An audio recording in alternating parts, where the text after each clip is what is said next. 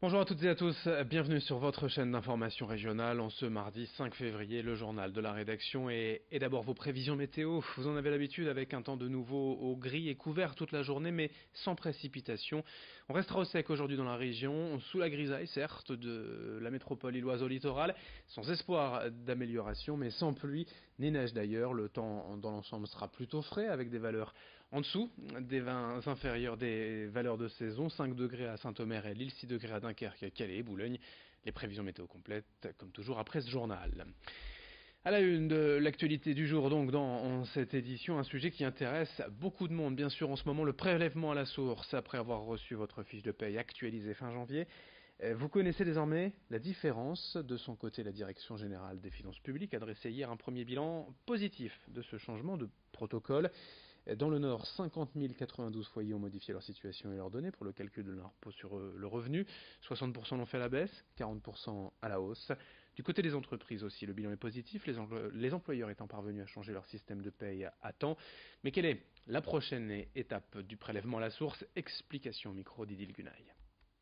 La prochaine étape décisive, ce sera maintenant le dépôt de la déclaration d'impôt sur le revenu qui devra être faite comme chaque année en avril-mai prochain et qui permettra d'intégrer dans la grande machine de calcul du prélèvement à la source les derniers revenus connus, c'est-à-dire les revenus 2018.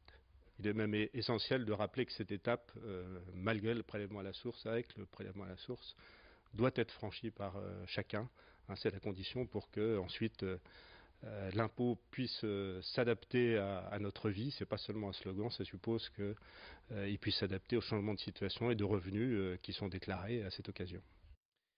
L'actualité sociale aussi, bien sûr, à la une de ce mardi 5 février, la grève générale lancée par plusieurs syndicats, notamment la CGT, et des Gilets jaunes pour un début de convergence, peut-être. En tout cas, le syndicat CGT organise aujourd'hui une grève nationale de 24 heures. Des manifestations sont prévues un peu partout dans le pays pour réclamer des hausses de salaire, une justice fiscale.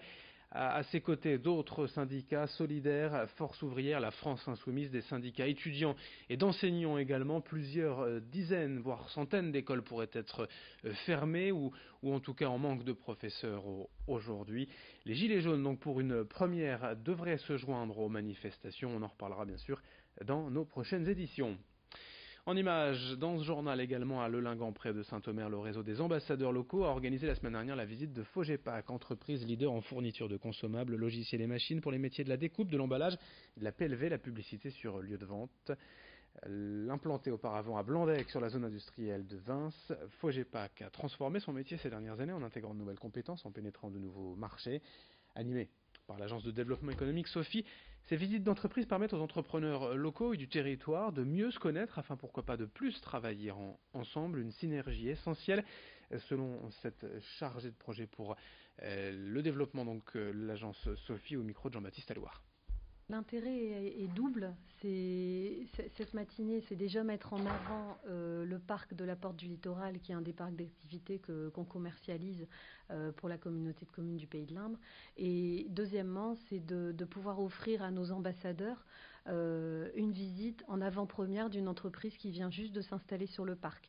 On essaie de faire 2 rendez-vous tous les 3 mois à peu près, toujours avec un lien économique, un lien entreprise qui permet de voir un petit peu l'activité économique du territoire. Et dans ce journal également, connaissez-vous la langue des signes et surtout le chant-signe? C'est une discipline méconnue en France qui mêle musique, langue des signes et expression corporelle.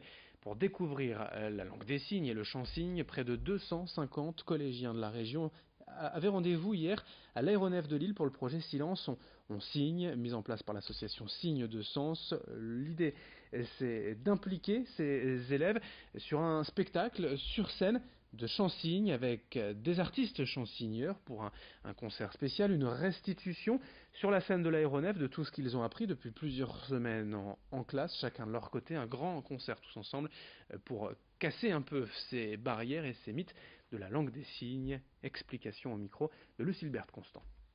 Le chansigne, c'est aussi un super art pour sensibiliser. On sait que beaucoup de jeunes sourds sont en intégration dans les collèges et pour autant, les collégiens ne sont pas toujours sensibilisés à ces questions-là. Donc on a eu cette idée de pouvoir mener des ateliers de chansigne et de pouvoir terminer le projet par une restitution et un concert chansigné, ce qui permet aussi de finir sur une note artistique et puis sur une concrétisation assez intéressante, quoi. Je pense que ça les aide aussi à comprendre que être sourd, ça veut dire être confronté à certaines barrières, mais c'est aussi porter en soi une culture et donc c'est aussi découvrir chez l'autre non pas seulement un handicap, mais aussi découvrir des richesses, et donc c'est toujours intéressant pour le vivre ensemble. On enchaîne dans ce journal avec la Saint-Valentin qui approche le 14 février et comme chaque année à Tourcoing, le carillon va se mettre en musique pour les amoureux. L'association Les Amis du Carillon à l'église Saint-Christophe propose de nouveau 20 chansons d'amour pour un petit concert privé le soir du 13 février sur le parvis.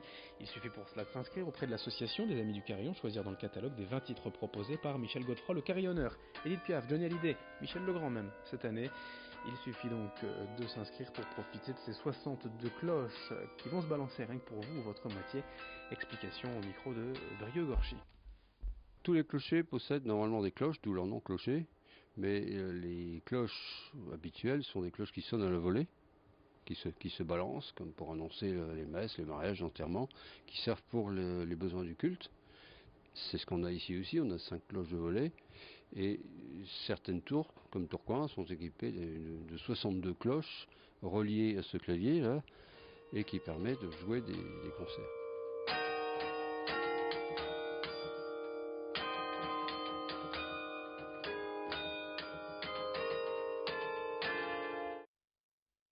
Fin de cette édition, merci à vous de l'avoir suivi. Dans un instant, d'autres infos régionales, vos prévisions météo à suivre dans une poignée de secondes. Très bonne journée à toutes et à tous.